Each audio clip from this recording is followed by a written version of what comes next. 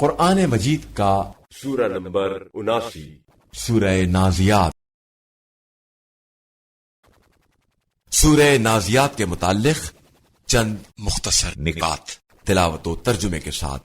بسم اللہ الرحمن الرحیم۔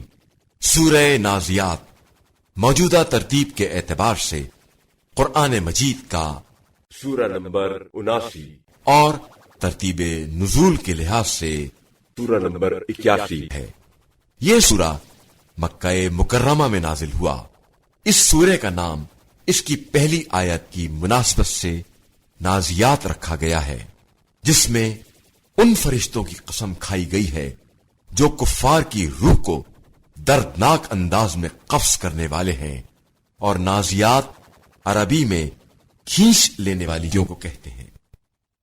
آیت نمبر 17 سے 24 تک میں انبیاء علیہ السلام کی بعثت کا مقصد سرکش قوم کی ہدایت کرنا بیان کیا گیا ہے، اور طریقہ ہدایت یہ ہے کہ پہلے نرمی سے پاکیزگی کی طرف دعوت دی جائے، پھر خوف خدا پیدا کرایا جائے، پھر موعظہ حسنہ کو نہ مانے تو آخر میں دلائل کا سلسلہ شروع کیا جائے، تاکہ منکرین کو یہ کہنے کا موقع نہ ملے کہ ہم دعویٰ بلا دلیل بات کو قبول نہیں کرتے ہیں۔ آیت نمبر 35 کے مطابق جب قیامت کی ناقابل برداشت آفت آ چکی ہوگی، اس وقت انسان کو اپنا سارا کیا دھرا یاد آ جائے گا۔ جو شخص اس سورے کو دشمن کے مقابلے میں پڑھے تو دشمن کی توجہ اس کی طرف سے ہٹ جائے گی، اور یہ دشمنوں سے محفوظ رہے گا اور اسے کوئی نقصان نہیں پہنچے گا۔ بسم اللہ الرحمن الرحیم۔ بنام خدائے رحمان الرحیم۔ والنازعات غرقا۔ قسم ہے ان فرشتوں کی جو گھس کر کھینچ لیتے ہیں، والناشطات نشطا۔ اور آسانی سے نکال لیتے ہیں، والسابحات سبحا۔ اور تیزی سے لپکتے ہیں، فالسابقات سبقا۔ پھر حکم کی بجا آوری میں خود سبقت لے جاتے ہیں، فالمدبرات امرا۔ پھر امر کی تدبیر کرنے والے ہیں۔ یوم ترجف الراجفہ۔ اس روز کانپنے والی کانپے گی، تتبعها الرادفہ۔ اس کے پیچھے دوسرا لرزہ آئے گا۔ قلوب یومئذ واجفہ۔ کچھ دل اس دن مضطرب ہوں گے، ابصارها خاشعہ۔ ان کی نگاہیں جھکی ہوئی ہوں گی، یقولون ائنا لمردودون فی الحافرہ۔ کہتے ہوں گے کیا ہم ابتدا کی طرف پھر واپس لائے جائیں گے؟ اذا کننا عظاما نخرہ۔ کیا جب ہم کھوکھلی ہڈیاں ہو چکے ہوں گے تب بھی؟ قالوا تلك اذا کرۃ خاسرہ۔ کہتے ہیں پھر تو یہ واپسی گھاٹے کی ہوگی۔ فإنما هي زجرة واحدة۔ بس یہ واپسی یقیناً صرف ایک جھڑکی ہوگی۔ فإذا هم بالساہرة۔ پھر وہ یکا یک میدان حشر میں موجود ہوں گے۔ هل أتاك حدیث موسیٰ۔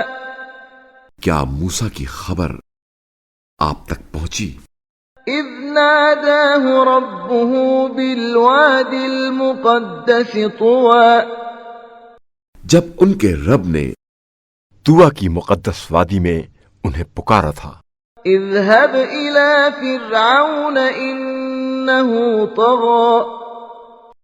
پھر حکم دیا فرعون کی طرف جائیں، بلا شبہ وہ سرکش ہو گیا ہے۔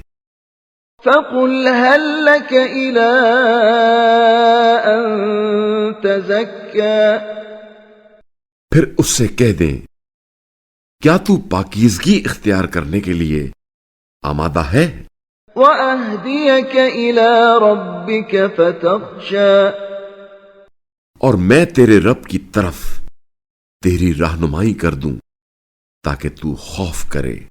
فأراه الآية الكبرى چنانچہ موسیٰ نے فرعون کو بہت بڑی نشانی دکھائی، فكذب وعصى مگر اس نے جھٹلایا اور نافرمانی کی۔ ثم أدبر يسعى پھر دوڑ دھوپ کرنے کے لیے لوٹ گیا۔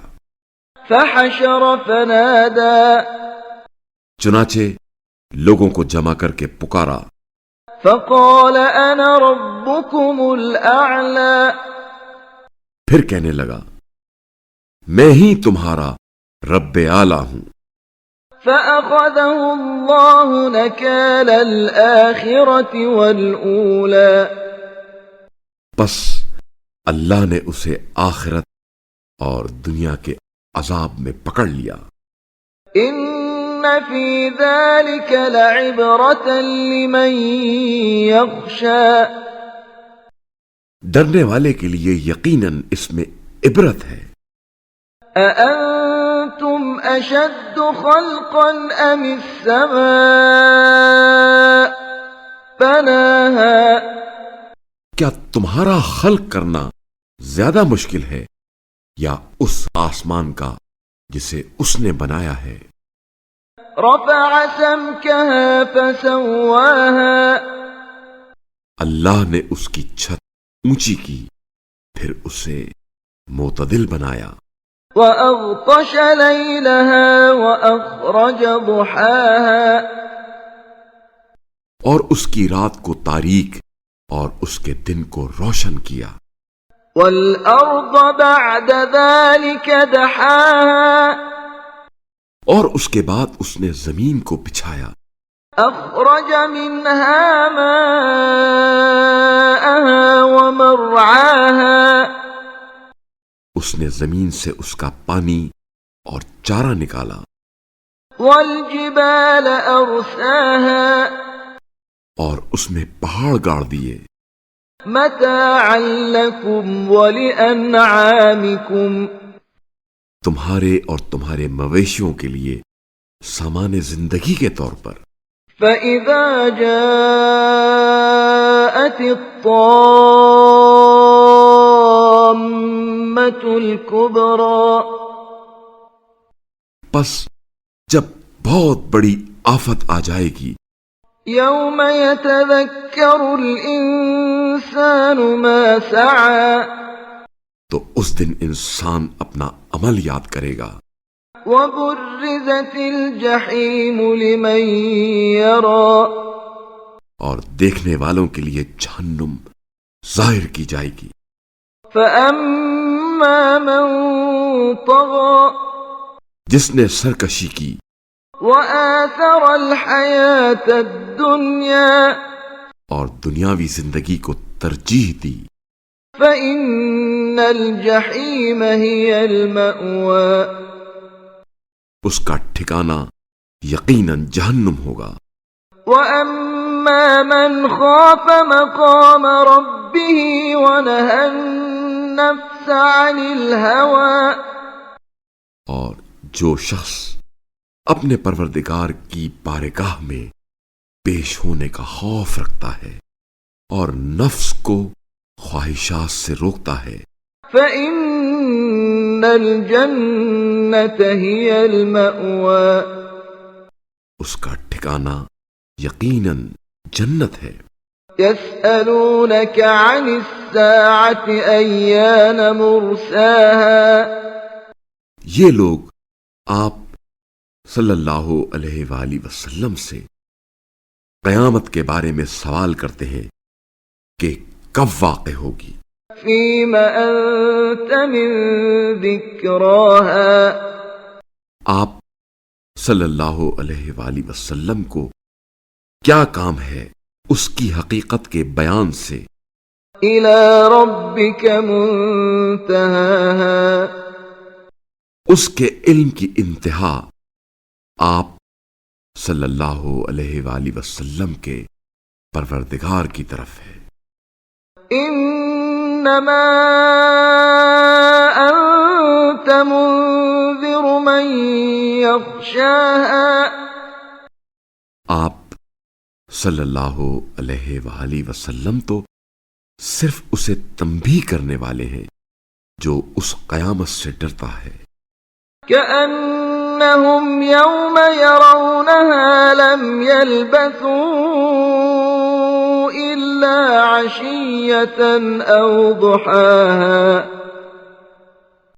جب وہ اس قیامت کے دن کا سامنا کریں گے ایسا لگے گا گویا وہ دنیا میں صرف ایک شام یا ایک صبح ٹھہرے ہیں۔